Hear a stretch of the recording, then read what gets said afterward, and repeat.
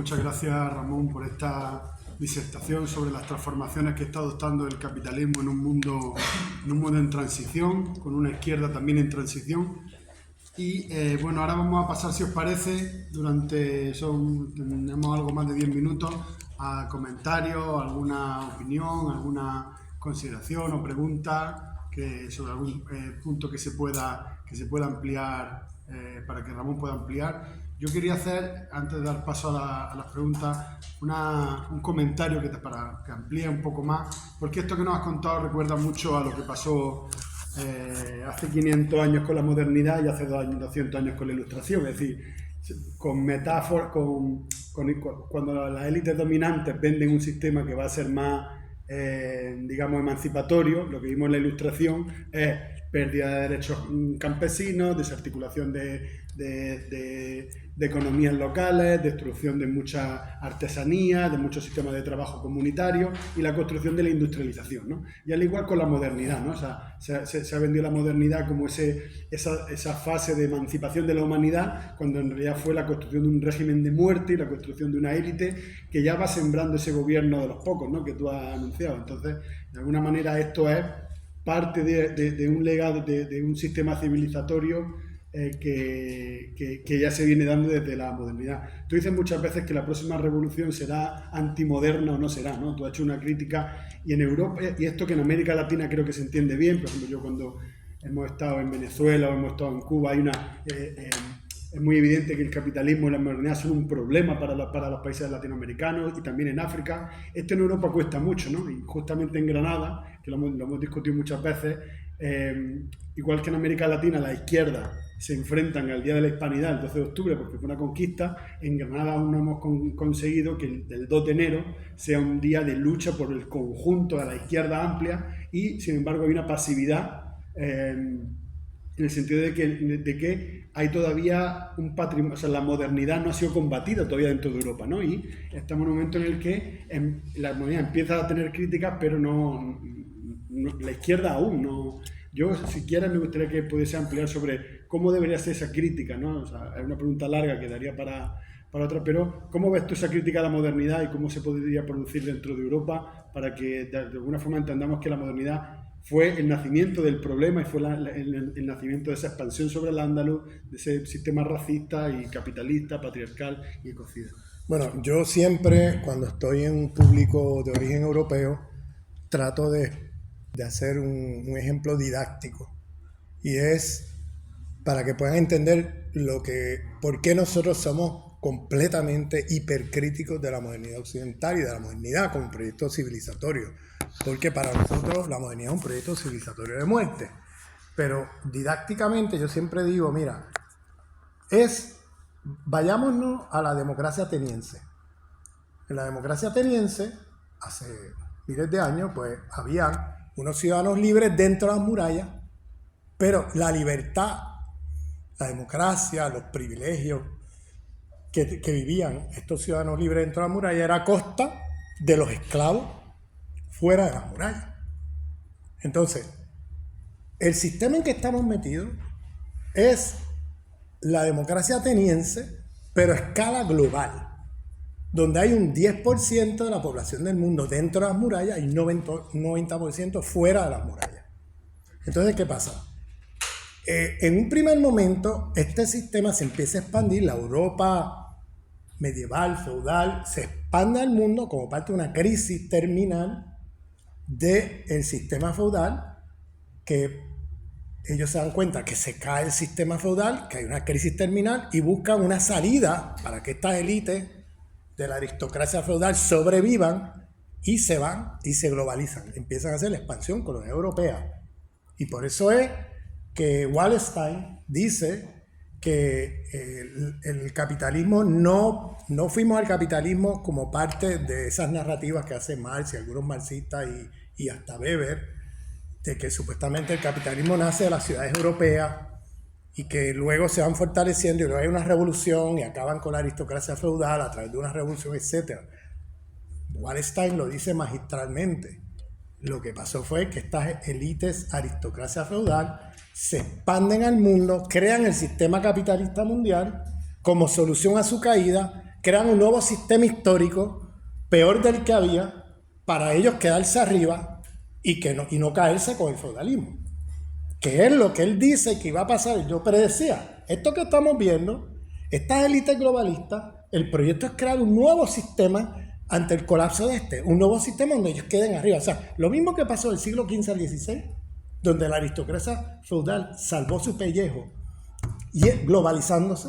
Lo mismo estamos viendo ahora de cómo la élite financiera transnacional globalista busca salvar su pellejo, creando un nuevo sistema histórico. Saben que esto se cae y están creando un nuevo sistema histórico donde ellos queden arriba y todo el mundo abajo. Bueno, peor que el que tenemos ahora, un sistema peor. Entonces, lo que ocurrió ahí fue que entonces en la expansión colonial europea fue una expansión civilizatoria. Destruyeron todas las civilizaciones que se encontraron, las pauperizaron, las saquearon, los pueblos se empobrecieron, hubo genocidio, hubo matanza, o sea, entonces, la gente que quedó dentro de las murallas, en las murallas habían contradicciones, habían campesinos, habían trabajadores, había de todo ahí, habían contradicciones.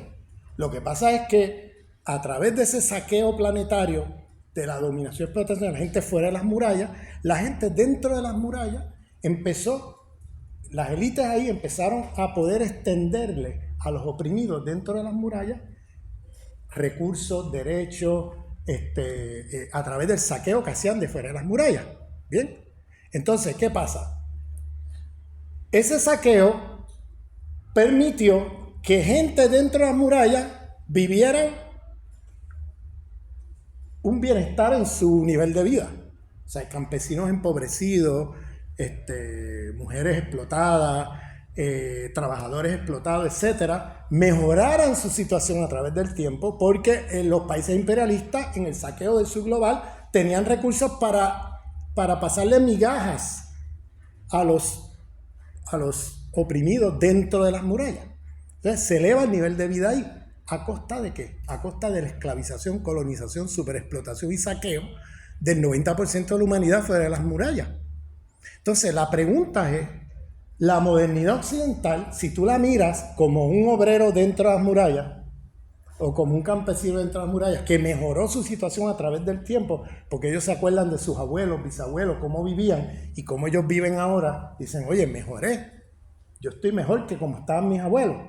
Pero si tú te vas al sur global, la gente piensa en sus abuelos y bisabuelos y los abuelos y bisabuelos están mejor que ellos hoy.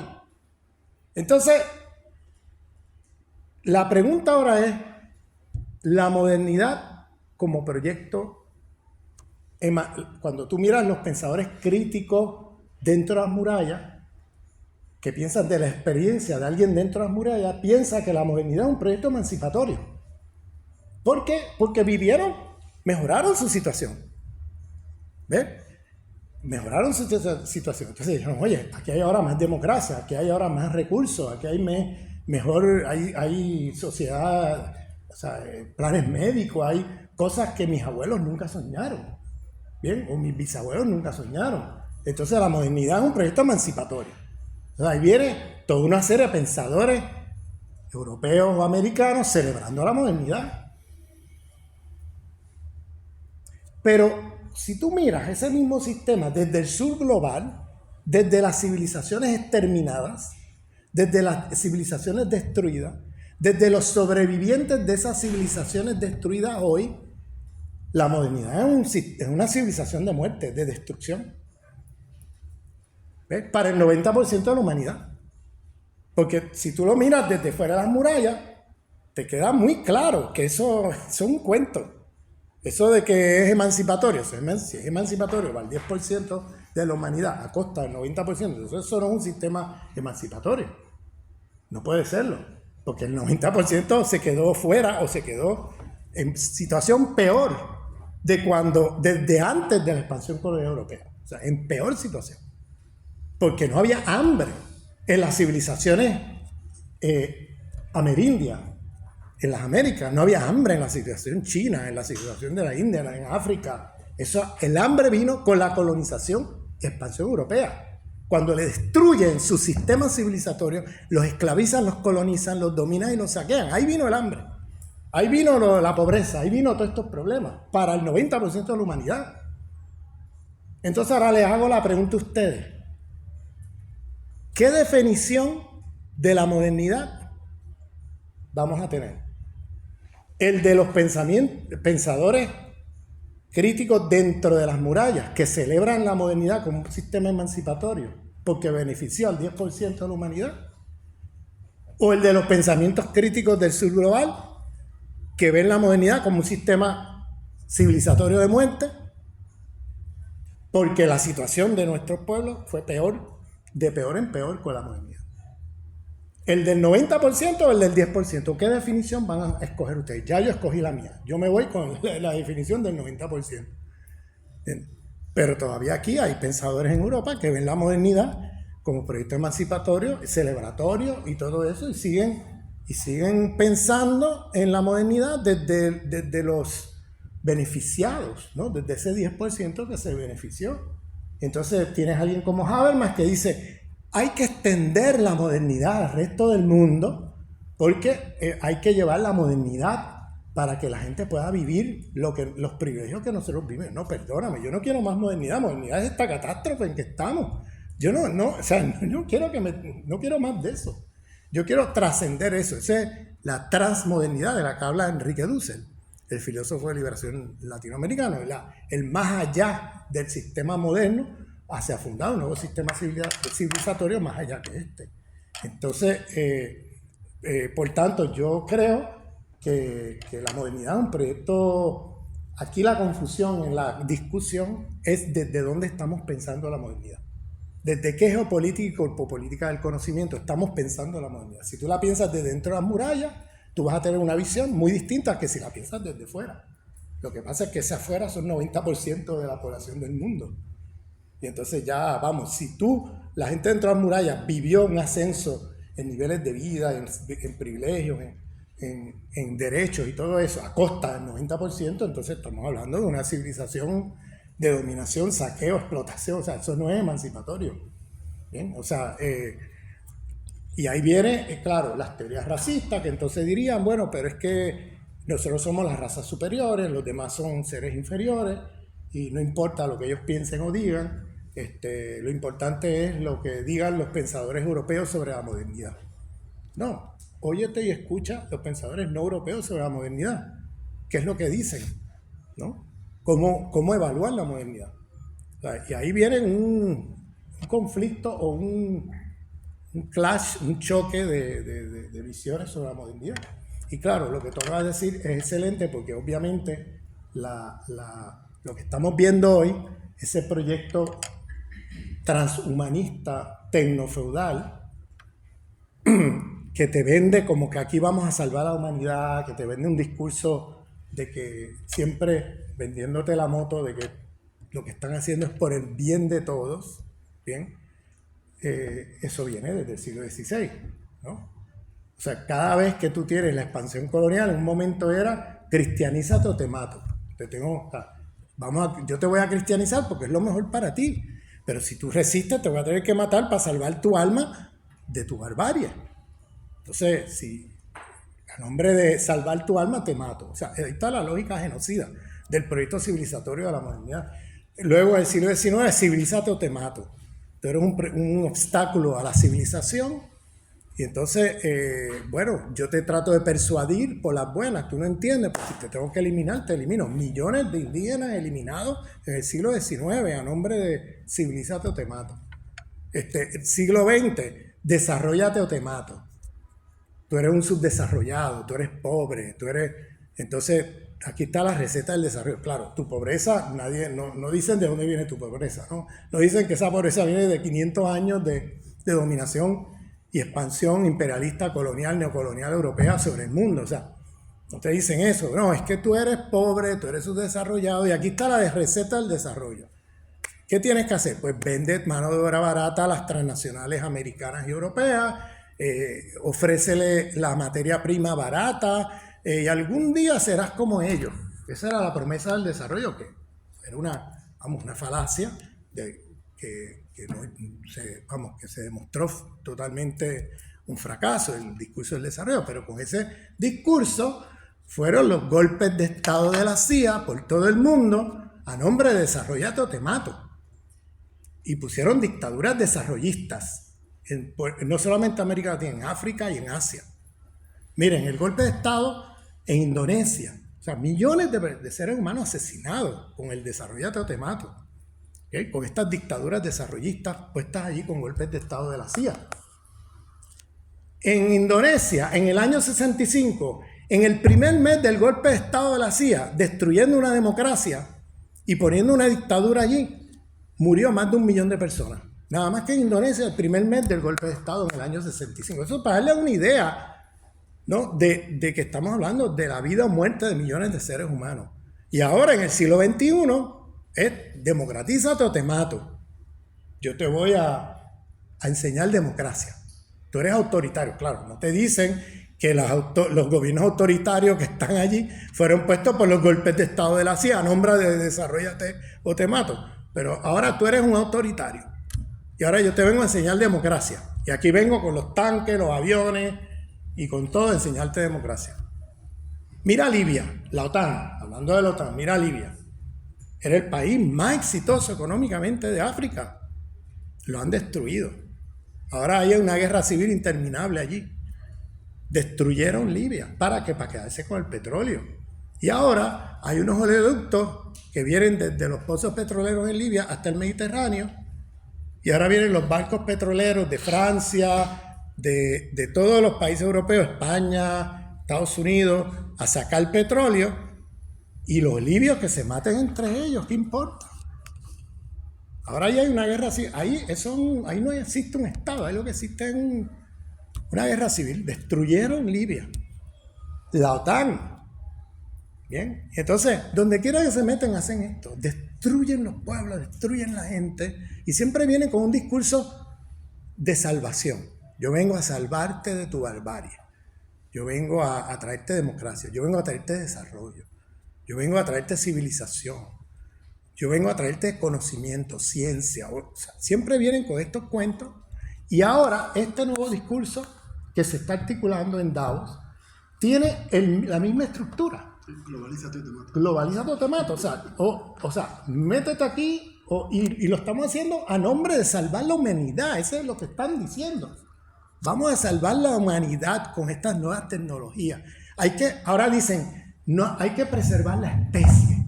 No a los seres humanos, a la especie. Para preservar la especie, una élite de la especie tiene que sobrevivir y los demás que desaparezcan. Porque la crisis ecológica es que hay demasiados seres humanos. Entonces hay que preservar la especie. Ese es el discurso. Hay un joven filósofo, les voy a decir el nombre, un joven filósofo británico, que es el que está articulando este discurso y que el señor ¿cómo se llama? Elon Musk. Este señor lo lee como la Biblia y lo está promoviendo. Y es un muchacho joven de 28 años. Léanse lo que ese tipo está diciendo. O sea, él está diciendo esto que estamos hablando de los globalistas. O sea, esto viene una catástrofe y lo que hay que hacer es salvar la especie. No es salvar a los seres humanos. No. La mayoría de los seres humanos que desaparezcan. Ya no podemos hacer nada. Van a desaparecer. Lo que hay que hacer es salvar la especie. ¿Y la especie quiénes son? Esa élite del 1% que son los que quieren preservarse, ¿no? Y hay un tipo aquí que se llama, les digo un segundo, se llama William McCaskill, el pensador favorito de Elon Musk. Léanselo. El tipo tiene ya varios libros, un jovencito de 28 años, de Cambridge University. Y ese es el tipo que están ahora esta gente leyendo. ¿Y qué dice este tipo? A nosotros las personas no nos importan. Nos importa la supervivencia de la especie. Esa es una cita textual del tipo. El mundo está en crisis terminal y el cambio climático es irreversible. Ya es tarde para todo, salvo para que una pequeña minoría sobreviva. Los demás, la humanidad entera está perdida. No hay que pensar en las personas, sino en la especie.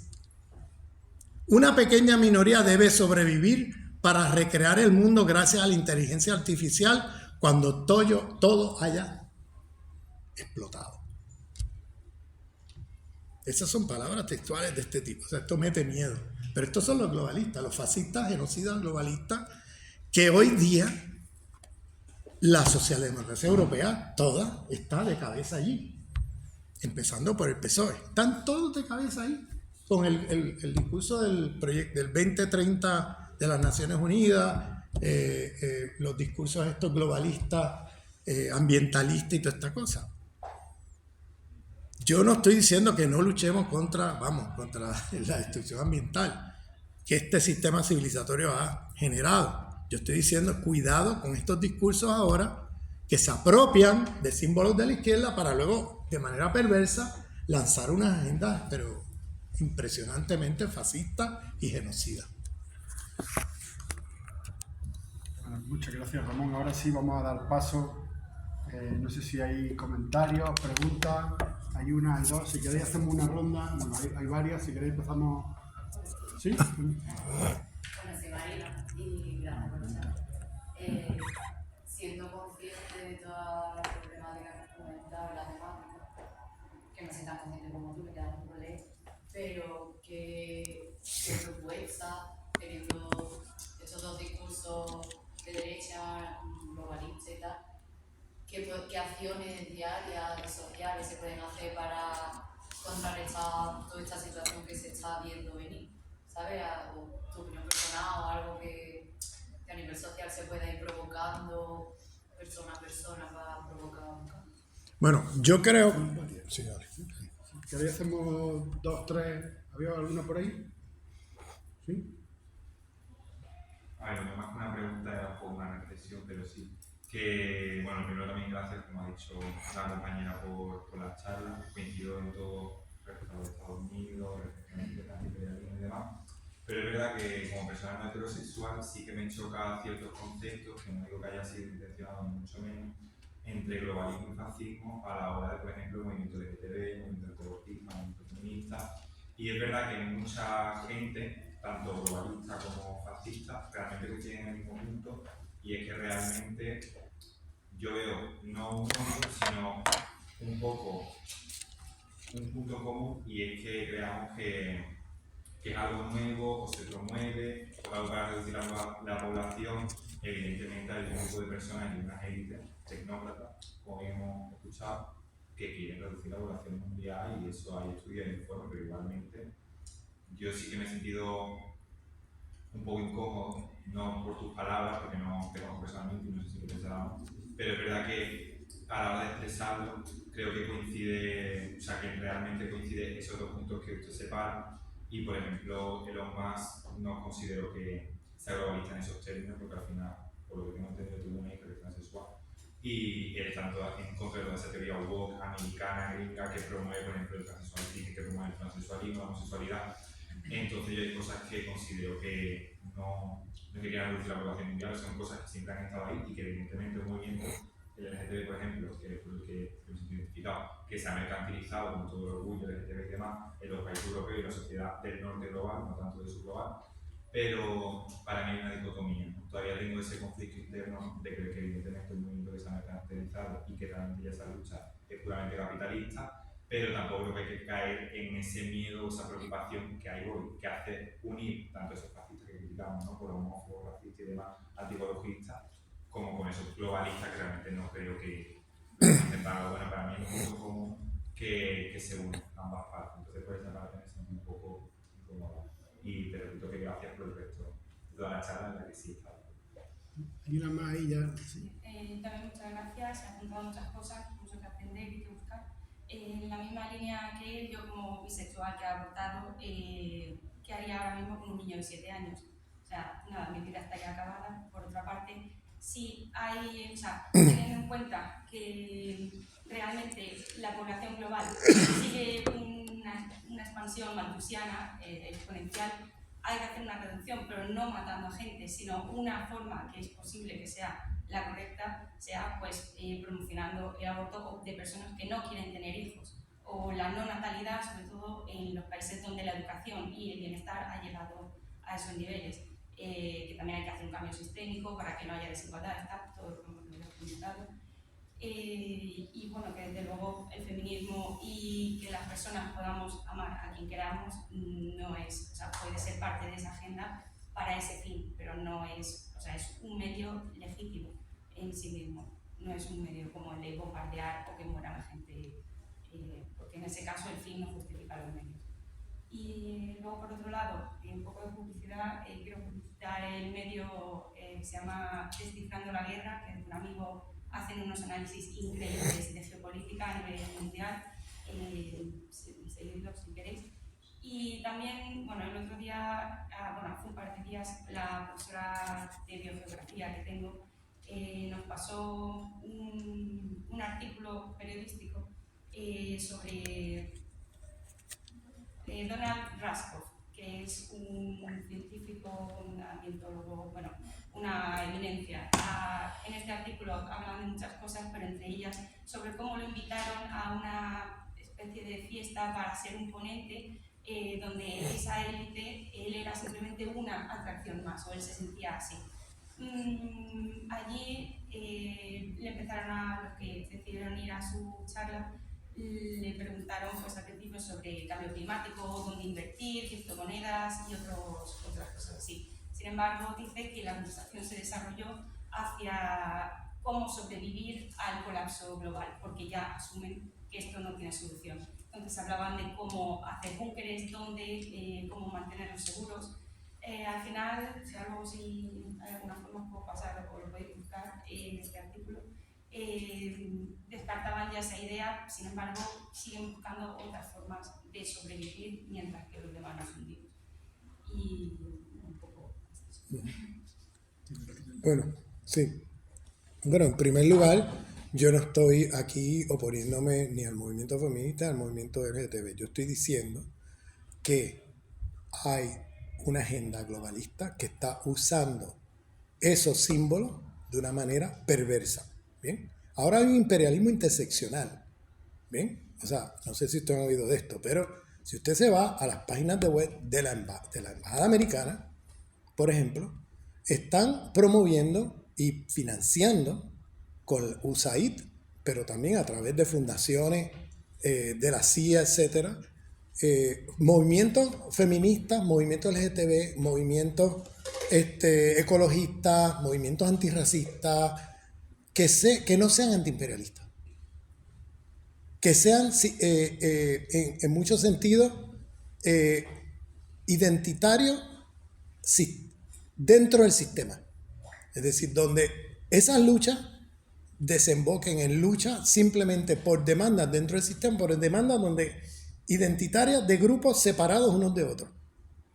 Entonces, ellos promueven eso. O sea, es perverso porque el mismo sistema que genera esas opresiones de sexualidad, de género, de todo tipo, es el mismo sistema que va a financiar la oposición contra las patologías que ellos mismos crean, las opresiones que ellos mismos crean. Bien, las opresiones contra grupos LGTB, las opresiones contra las mujeres, opresiones contra grupos inferiorizados racialmente, las opresiones, etc. Entonces, esa multiplicidad de opresiones, ese discurso de las feministas negras, que siempre fue antiimperialista, siempre, porque usted nunca jamás va a oír a Angela Davis celebrando ninguna invasión americana en el mundo, o celebrando la guerra en Ucrania, o celebrando nada de eso. Esas feministas negras que acuñaron y desarrollaron la teoría de las múltiples opresiones, pues hoy día el imperio y todos estos globalistas se lo están apropiando para darle un contenido perverso, quitándole todo el giro radical que esos movimientos tuvieron y poniéndolo como un movimiento identitario donde cada cual lucha por lo suyo y allá tú con tu problema, yo con el mío, y cada cual lucha por lo suyo dentro del sistema, financiados por el mismo sistema. ONGs. Bien, en América Latina es un clásico. Cuando el golpe de Estado de Evo Morales, salieron ONGs financiadas por el imperio diciendo que Aquí no hay un golpe de Estado, aquí lo que hay es una rebelión popular porque Evo Morales es machista. O aquí no hay una rebelión popular, aquí hay una rebelión popular, aquí no hay un golpe de Estado porque Evo Morales quemó las Amazonas, los grupos ecologistas financiados por el imperio. Cuando todos sabemos que las Amazonas se quemaron durante el periodo de Bolsonaro y las políticas de Bolsonaro. Pero acusan a Evo Morales en medio de las elecciones. ¿Se acuerdan de eso?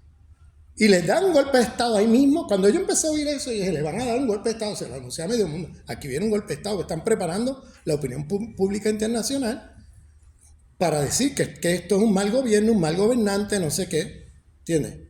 Y entonces ahí aparecieron todos estos movimientos financiados por el imperio de manera perversa, digo, porque están usando símbolos que históricamente han estado del lado de la izquierda, pero ahora movilizados de manera perversa a favor de los imperios. Y esta agenda globalista va por ahí. Yo no estoy diciendo que la vindicación de los movimientos LGTB o las vindicaciones feministas o las vindicaciones antirracistas estén mal. Yo soy el primero que las he apoyado y siempre hablo de una lucha interseccional pero antiimperialista, donde todos los oprimidos de este sistema nos podamos unir frente a ese sistema imperialista que es el que crea este sistema civilizatorio de muerte, que es el que crea toda esta multiplicidad de opresiones, pero para precisamente hacer coaliciones antiimperialistas contra el sistema. Lo que está planteado por estas apropiaciones es otra cosa. Aquí lo que se está haciendo es apropiándose de símbolos del feminismo, símbolos del movimiento LGTB, símbolos del movimiento antirracista, símbolos del movimiento ecologista, etcétera, etcétera. Se los apropian, los financian y los lanzan como carne de cañón de una manera perversa contra los movimientos antiimperialistas que son feministas, que son LGTB, que son antirracistas, pero que son antiimperialistas. O sea, lo que hacen es dividir los grupos y usarlos de manera perversa para que en momentos neurálgicos, como un golpe de Estado racista, fascista, como el que hicieron contra Evo Morales, contra los pueblos indígenas, porque hubo masacres tras masacres durante ese año de pueblos indígenas, y que llegaron con la Biblia, ¿se acuerdan? Llegaron a la presidencia con la Biblia y con las pistolas, o sea, así fue como llegaron a la presidencia. Y entonces ese golpe de Estado es un golpe de Estado perversamente organizado por el imperio, pero entonces movilizando para crear confusión, entonces movimientos que se articulan como feministas, LGTB, etcétera, financiados por el imperio, cuya lucha no es antiimperialista, cuya lucha es, yo quiero tener un poquito dentro del sistema, ¿entiendes? Entonces, ahí se genera una situación muy perversa. Y esto lo digo no solamente LGTB, feminismo, ecologismo, como te digo, el movimiento antirracista, esto pasa en todo. Incluso movimientos anticapitalistas, que no son antiimperialistas, y que el imperio también los subsidia. Porque mientras no seas antiimperialista, pues, tú eres anticapitalista, aquí tienes unos fondos para que tú hagas tu carnaval. O sea, así de perversa es la cosa. Entonces, ¿cómo ustedes creen que se financió la socialdemocracia europea en los últimos 50 años? ¿Cómo ustedes creen que Felipe González se hizo un líder aquí? Con fondos de la CIA, canalizados por la Fundación Willy Brandt.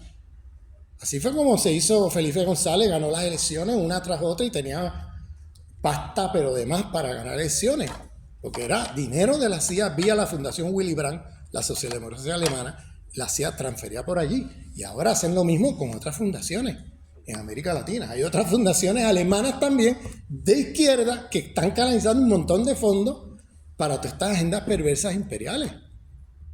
Entonces, vamos, yo quizás se me malentendió, no sé, pero yo no estoy en ningún momento cuestionando. Fíjate que llamé a Trump y todos estos de homófobos, de sexistas, ¿entiendes? Los otros lo son también, porque son los que generan toda esa... Pero están movilizando una agenda, y entonces hay una izquierda europea, hay una izquierda eurocéntrica en el mundo, también en América Latina, que se están tragando la agenda globalista, porque ven que en términos de apariencia aparecen como ecologistas, como feministas, como LGTB, con todas unas agendas que han venido históricamente de la izquierda, pero ahora con una agenda perversa. Porque si son ecologistas es porque ellos quieren eliminar a 6.000 millones de seres humanos. Si son LGTB y si son feministas, pro aborto y todo eso, es porque no es por un derecho de esas poblaciones frente a una opresión, es porque ellos quieren controlar la población del mundo, que no crezca la población del mundo. O sea, es una cosa perversa.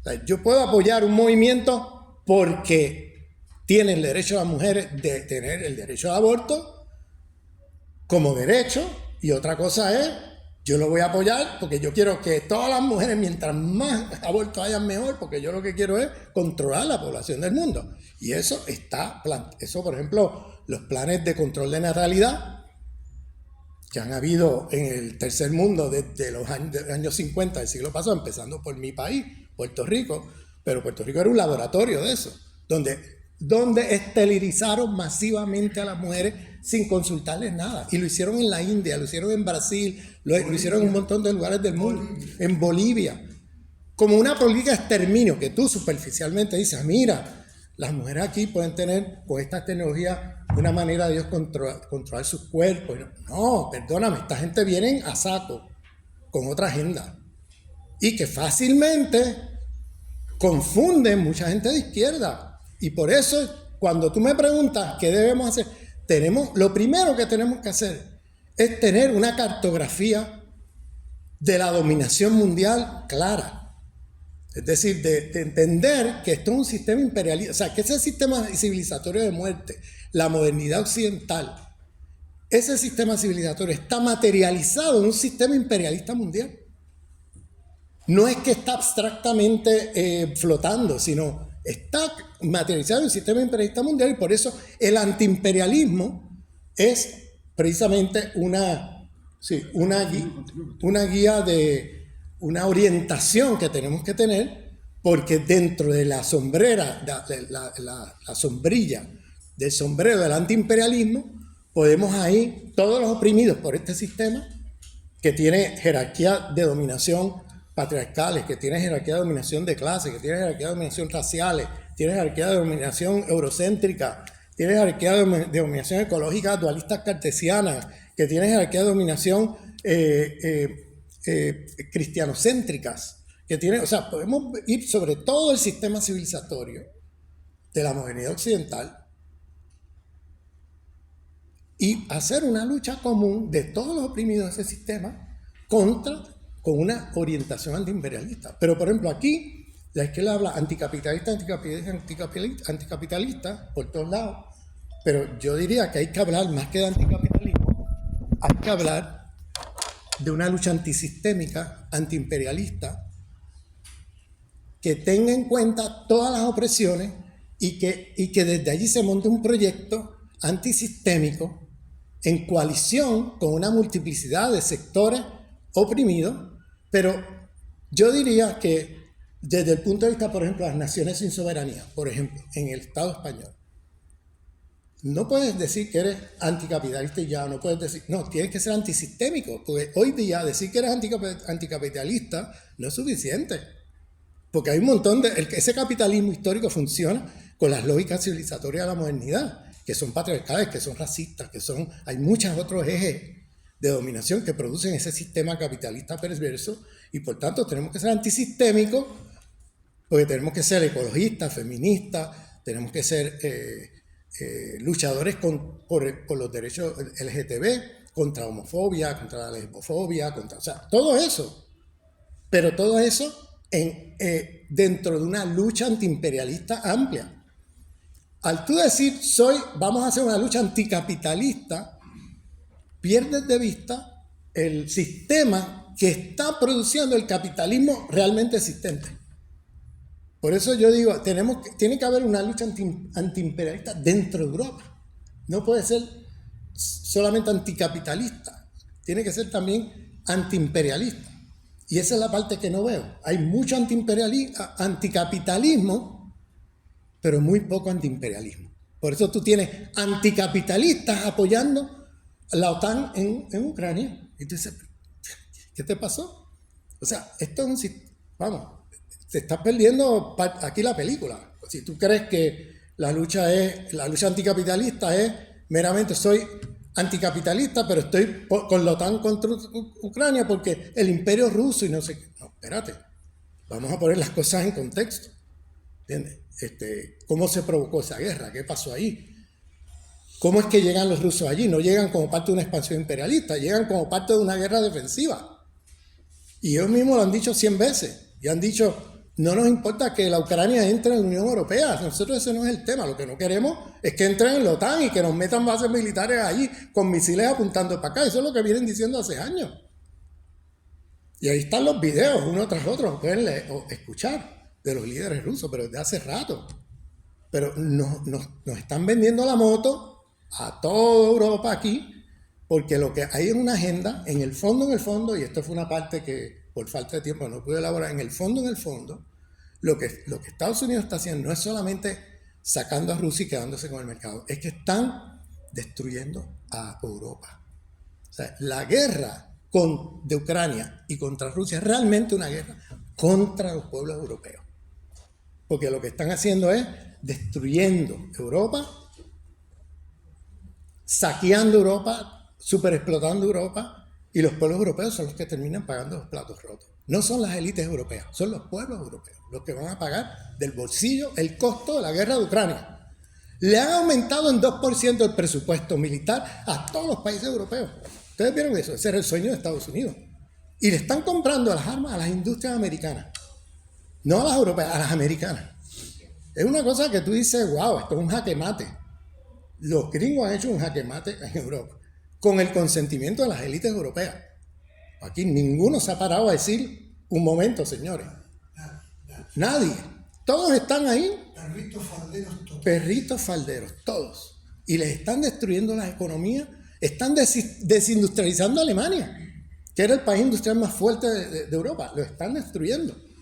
Y eso es una agenda gringa. Eso no es una agenda rusa ni china. Eso es una agenda gringa. Lean los documentos de los gringos secretos sobre Alemania, que están soñando con destruir la base industrial de Alemania desde hace rato.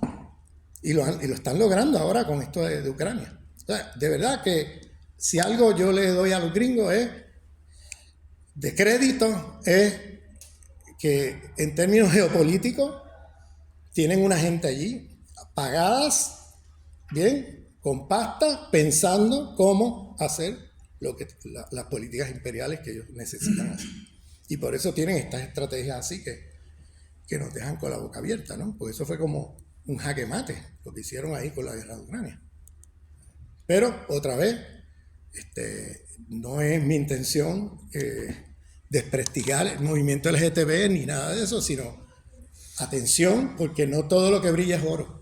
O sea, y mucha gente que hoy está vindicando, el filósofo Hariri se llama, Hariri, filósofo israelí del Foro Social Mundial, él es gay, pero oye lo que dice, oye las cosas que está diciendo, mete miedo. Yo le escuché en una entrevista decir, estas nuevas tecnologías son fenomenales, porque mira, con estas nuevas tecnologías, ahora, con un chip que yo hubiera tenido cuando yo tenía 11 años, yo me hubiera dado cuenta que yo era gay a los 11 años y no a los 17. Entonces, ¿por qué? Porque a través de computadoras se podía ver en una playa a quienes yo miraba más, a los hombres o a las mujeres. Y se podía ver cómo, el filósofo israelí del Foro Social Mundial de Davos.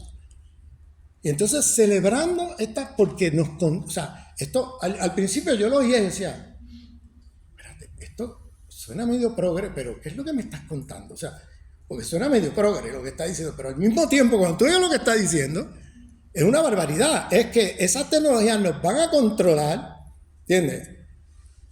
Cerebralmente, nuestros movimientos, nuestros gustos, es lo que el tipo está admitiendo. Entonces es una cosa, bueno, que mete miedo, pero bueno. Yo creo que si no tenemos esto claro, muy fácilmente, con las mejores intenciones del mundo, Podemos estar apoyando una agenda globalista creyéndonos que somos de izquierda. Y somos realmente derecha.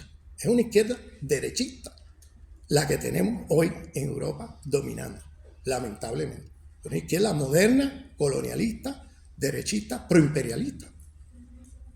Entonces, eso es lo que hay. Y eso de izquierda no tiene nada. Lo que nos confunde es cuando usamos la palabra izquierda.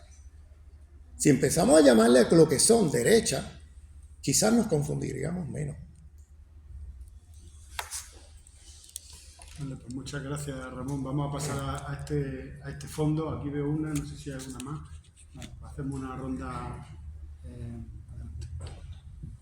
Sí, bueno, una pregunta me la has respondido, digamos, porque lo que tú dices, los que están dentro de la muralla y que son críticos, yo los definía como los eurocentristas, pero tú lo definiste, o sea, ya me has dado la respuesta.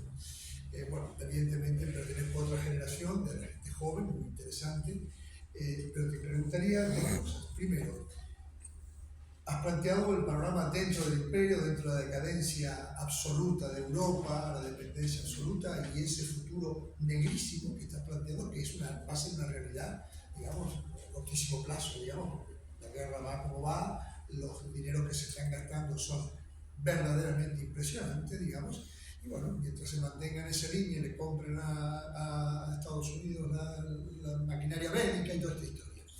Pero también hay otro mundo muy grande que se domina el mundo multicéntrico, que tiene realmente una potencialidad impresionante, que nadie quiere ver, desde Europa no se quiere ver. Pero evidentemente si uno se pone a pensar, digamos, año 2023, marzo del 2023, a través de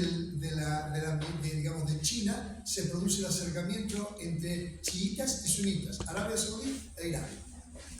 Hoy realmente, digamos, esa realidad está transformando todo Medio Oriente y parte de África.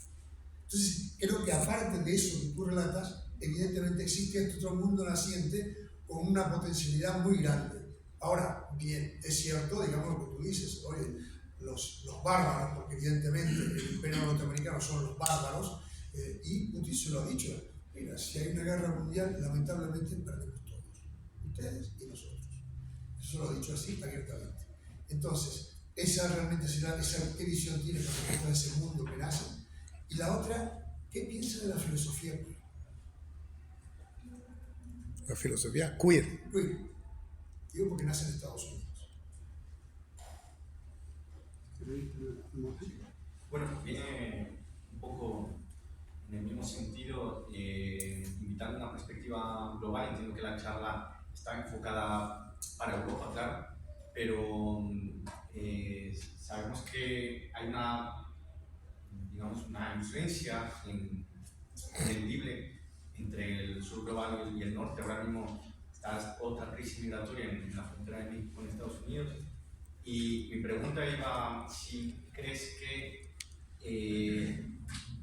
las acciones que tomen estos dos grupos que has mencionado, específicamente globalista, sean distintas entre, digamos, al accionarse en Europa, que tiene capacidad de decisión, que está en la OTAN, aunque sea una capacidad de decisión mínima, pero es importante, más importante que, por ejemplo, pues eso, Centroamérica, por ejemplo, que no tiene capacidad de decisión ni los BRICS ni nada. Entonces, si crees que quizá el modo de transicionar a ese nuevo paradigma que quieren imponer será más visceral, porque, por ejemplo, en América Latina sabemos que no en todos los países está reconocido el derecho al matrimonio igualitario, no en todos los países está reconocido la interrupción del embarazo, no en todos los países hay una lucha antirracista, digamos, más triunfante, hay un poco malo fanor, ¿no?, de máscaras blancas y piel negra. Entonces, si crees que hay una distinción allí y que, digamos, son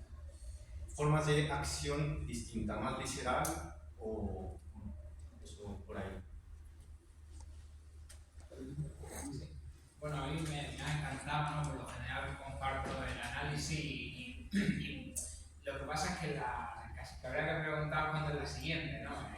¿Cómo podemos seguir buscando buscando, una vez hecho este análisis, propuestas, ¿no? Recomendaciones incluso de tu propia obra, o en fin, para poder seguir teniendo ese diálogo, aunque sea a la distancia, porque al final uno se queda como con mal cuerpo, ¿no? De decir, y ahora cómo, no sé si estos serán los términos adecuados, articulamos, ¿no? Creamos la hegemonía desde una izquierda antiimperialista, ¿no? Cómo unimos a diferentes pueblos, naciones, ¿no? En esta lucha, y porque claro, al menos a mí me da la sensación de que al final acabamos un poco arrojados a una dimensión micropolítica, ¿no? Uno no sabe muy bien hasta qué punto dentro del Estado uno tiene capacidad de intervención o queda atrapado por la propia lógica estatal y este tipo de agendas globales, ¿no? Entonces un poco sería cuál es la ruta a seguir, ¿no? Sin por eso pedir recetas, ¿no? Ni ser evidente. Y en eso te quería preguntar, por centrar en un caso concreto, a diferencia de Europa, ¿no? Que sí vemos que hay pues, un pensamiento muy derechista, conservador, en fin, evidente. En Latinoamérica, ¿cómo sería, un análisis muy breve, ¿no? ¿Cómo sería la situación? ¿Será este binomio, ¿no? Entre una derecha nacionalista, imperialista, como puedan ser, por en fin, Bolsonaro? Yo que no sé si en Argentina ya lo que hay es una derecha nacionalista, lo que va a haber o no, en fin. Y se da también este fenómeno de una pseudoizquierda, ¿no? Que en el fondo responde a esa agenda pues, internacional globalista, el tema de los BRIC. Lula, yo no tengo claro, ¿no? O sea, hay muchos sectores que no se sabe muy bien. Aquí se mencionaba también el tema pues, de Bolivia, ¿no? Mujeres Creando, Silvia Rivera, un montón de pensadores que en principio son de izquierda o se hacen pasar por izquierda y están atacando permanentemente a Eduardo García Linera y a Evo y claro, y eso genera como a gente como yo una confusión, ¿no? De no saber realmente cuál es la situación en el terreno latinoamericano, si se puede extrapolar esta división de derechas, ¿no? Que en el fondo, en fin, no sé, ahí dejo la pregunta y nada, gracias por el análisis. Sí, pues mira, sobre esto que tú dices, América Latina se reproducen unas cosas parecidas, porque mírate a Fernández, o mírate a el de Chile, ¿cómo se llama? Boric, o mírate a Boric. Fíjate que son supuestamente de izquierda, pero Fernández va y negocia a espaldas del pueblo argentino la deuda de Macri con el Fondo Monetario Internacional. Vende el país, o sea, lo vende a espaldas de todo el mundo. Yo escuché a el jefe del Foro Económico Mundial de Davos, Schwab, en una entrevista. O sea, yo no entendía cómo es que este Fernández, que decía que era de izquierda, un gobierno de... pues vaya a hacer eso, ¿no? Eso fue una cosa, una traición al pueblo argentino, pues esa deuda era no solamente moralmente, era fácilmente argumentable como que no tenía por qué pagarle al pueblo argentino, sino incluso legalmente, porque esa deuda fue una deuda que se hizo ilegalmente en el Fondo Monetario Internacional, que Argentina no tenía por qué reconocerla, ni desde el punto de vista moral ni legal. Pues eso fue un dinero que pasó Trump para favorecer a Macri. Macri se lo repartió entre sus amigos, el pueblo argentino nunca vio el dinero y terminó el pueblo argentino pagando la deuda. ¿Por qué? Porque este tipo fue y negoció. Bueno, unas semanas después escucho a Schwab en una entrevista, el de Davos, el líder de los globalistas, diciendo: el Foro Económico Mundial ha dado al mundo muchos líderes importantes. Macron en Francia, Trudeau en Canadá y Fernández en Argentina. Ahí fue que yo dije, mira, este hombre trabaja para Davos. Este hombre estaba colado ahí, un hombre de Davos, de los globalistas. Por eso fue y corrió para Washington y firmó antes que se reventara todo en Argentina. Cuando el movimiento empezaba, él fue y firmó y abortó todo. ¿No? Todo el movimiento. Boric Boric es un tipo que cada vez que va a un foro internacional va a atacar a Venezuela, a Cuba, a Nicaragua. Está llamando a los países latinoamericanos a unirse a la OTAN para combatir a Rusia en Ucrania. Nombra a un ministro neoliberal de economía. O sea, vamos, eso es izquierda. Yo hasta donde sé, eso es todo de derecha. Pero ese tipo pasa como si fuera de izquierda. Entonces, el imperio en América Latina tiene las dos caras también. Tiene la cara de estos personajes de derecha que se llaman ser de izquierda y confunden a los pueblos, y tienen también a los fachos allí. Fíjate que las elecciones de Chile era Katz contra Boric, y Katz era un nazi. La gente corrió a votar por Boric, no votaron por Boric, votaron contra Katz. Eso fue lo que pasó. Pero Boric, ¿qué hizo? Está reprimiendo a los movimientos mapuche desde el primer día. Está reprimiendo hasta los movimientos sociales que estaban en la calle que lo llevaron a él a la presidencia. Hasta esos movimientos los está reprimiendo. Ustedes vieron en la celebración de Salvador Allende cómo reprimió al movimiento que estaba celebrando en las calles los 50 años, etc. ¿Ustedes vieron eso? Vamos, eso es derecha, pero derecha, ¿entiendes? Pero eso, disque izquierda, ¿no? Entonces, el imperio está usando cosas muy parecidas en América Latina. Hay gente con rostro de izquierda que son de derecha. Y ahí tienes el ejemplo de Boric y el ejemplo de Fernández. Ahora viene el Arévalos en Guatemala, ¿tuviste? Entonces, que una parte de la oligarquía va en contra de él y están impidiendo que él se reconozca su triunfo electoral. Y entonces ahora todo el pueblo está detrás de él, pero este tipo es neoliberal. Este es otro Boric. ¿Ves? Este es otro Boric. Y entonces ahí hay dos caras del imperio en América Latina, que es esa cara de la extrema derecha y esa cara de los globalistas, ¿ves? Que están ahí coexistiendo. Y entonces crea una situación donde un gobierno antiimperialista verdaderamente de izquierda pues no emerja o no logre tener fuerza, porque queda subsumido esos movimientos debajo de una figura como Boric en Chile o una figura como Fernández en Argentina. ¿Te fijas? Entonces los movimientos antiimperialistas quedan ahí subsumidos. Bolivia es otra historia, porque Bolivia están muy divididos, y también hay algo de esto también allí. Hay las dos caras de todo esto pasando, y entonces Venezuela es un caso distinto, porque Venezuela es un país antiimperialista. Cuba es un caso distinto. Nicaragua quizás hay que ver eso con más cuidado. Pero hay las mismas contradicciones que hemos estado nombrando aquí están pasando también en América Latina. Entonces, de filosofía gay, queer, bueno, depende de cuál. Hay un imperialismo queer y hay antiimperialistas queer. Entonces, depende de qué me estés hablando, ¿entiendes? Bueno, pues hay filosofía imperialista queer, ¿no? que se impone como proyecto imperialista a los países del tercer mundo, y eso lo estamos viendo en África, en diferentes lugares, donde están promoviendo un imperialismo queer que viene del norte global, etcétera. Y hay sectores queer del sur global reaccionando a eso y criticando estas imposiciones imperiales, etc. Pero bueno, depende de cuál filosofía queer me estés hablando.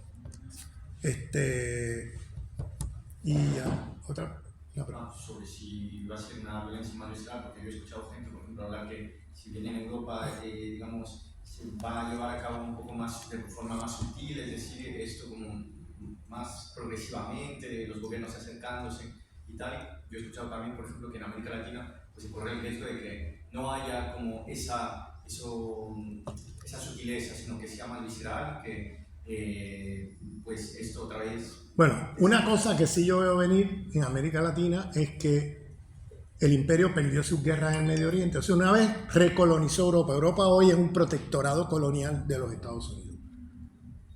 Eso es Europa hoy. Un protectorado colonial de los Estados Unidos. Está totalmente de rodillas frente a Estados Unidos. Y están siguiendo las políticas imperiales estadounidenses ciegamente. Entonces la pregunta es, ¿para dónde va el imperio ahora? No van para el Medio Oriente. Ahí perdieron las guerras en el Medio Oriente. O sea, no van para allá. No van para África, porque en África han perdido la guerra comercial con China. Y ya olvídate de ir para Asia. En Asia está requete perdida la pelea para el imperialismo yanqui. O sea, lo único que les queda es provocarle una guerra allí, como hicieron con Ucrania, con Taiwán contra China. Eso es lo único que les queda y la están intentando provocar mientras hablamos. ¿Para dónde van? Pues van a lo único que les queda, que es América Latina. Entonces yo estoy prediciendo que viene, que ya no es que viene, es que ya está aquí una nueva escalada imperialista en la región, donde el imperio va a pelear como gato boca arriba para recuperar lo perdido en la región. Y eso es lo que vamos a vivir en los próximos años. Se va a recrudecer la embestida imperialista en América Latina. Porque ellos no pueden dejar perder a América Latina, pues es lo único que les queda como imperio. Lo único que les queda es América Latina. Si pierden América Latina, se acabó el imperio americano. Entonces, ahora, fíjate que Biden en el otoño pasado puso como en un documento que la prioridad de su política exterior y de seguridad es que América Latina. Ya no es el Medio Oriente, ya no es que si Asia o aquello o lo otro, no, es América Latina. Su prioridad. Entonces vienen a recuperar lo perdido. Para darte un ejemplo, Chile, que es un estado neocolonial de los Estados Unidos, pero desde hace mucho tiempo, ya desde el golpe de Pinochet,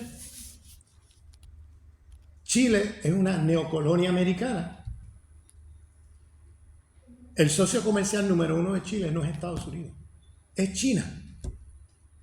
Entonces, ellos tienen que, no pueden dejar que China le coma los dulces.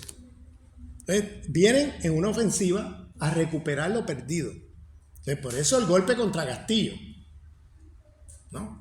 Por eso el golpe contra Codeca en Guatemala, porque los candidatos que iban a ganar las elecciones no era Arévalo, era el movimiento de Codeca, que tenía todas las de ganar las elecciones con una candidata indígena, Telma Cabrera, y los ilegalizaron, le hicieron un lawfare. O sea, mira el intento de golpe contra Lula, mira el intento de, o sea, lo que está pasando en Ecuador, que están de Uruguay bombardeando el Mercosur. Exacto, a través de Uruguay bombardean el Mercosur, a través de Ecuador, fíjate que han paramilitarizado Ecuador, han colombianizado Ecuador, ahora están matando un montón de correístas con paramilitares en Ecuador. O sea, están haciendo una ofensiva en la región para recuperar lo perdido. Y espero equivocarme, pero yo veo venir, lo que hemos visto contra Venezuela ha sido brutal. Pero yo creo que vienen tiempos probablemente peores en los próximos años. Porque Venezuela es el país más rico del mundo en petróleo, tiene las bases petroleras más grandes del mundo. Es un país muy rico en oro, muy rico en minerales para el complejo militar de los Estados Unidos. Y no van a dejar eso, mirarlo de lejos. Ahí han hecho sanciones, han hecho todo, no le ha funcionado nada. En gran parte por ese gran pedagogo popular que se llama Hugo Chávez Frías, que todos los domingos estaba en un programa que era el hazmerreír del mundo, a lo presidente, y era un programa donde él estuvo concientizando a su pueblo durante más de 10 años. Por eso la mayor parte de los militantes del movimiento chavista, cuando usted va a las marchas, el 75% son mujeres. Y mujeres de los barrios populares. ¿Por qué? Porque ellas eran los que estaban los domingos con sus hijos mirando la televisión y mirando a los presidentes. Y si ese país ha resistido todo el embate que ha habido de sanciones y de boicot y de agresión militar y todo eso, es porque hay una conciencia popular que saben de dónde vienen los problemas y a qué vienen. Por eso es que no han podido con Venezuela. No sé cuánto más vayan a poder durar, pero han durado mucho, ¿sabes? Resistiendo eso. Le han producido una estrategia clásica del imperio, la hiperinflación. Lo hicieron con Allende en Chile, lo hicieron en Cuba, lo hicieron lo han hecho en Irán, en Egipto con el golpe contra Morsi, contra los hermanos musulmanes, ¿no? Lo hicieron lo están haciendo en Venezuela y no les funciona.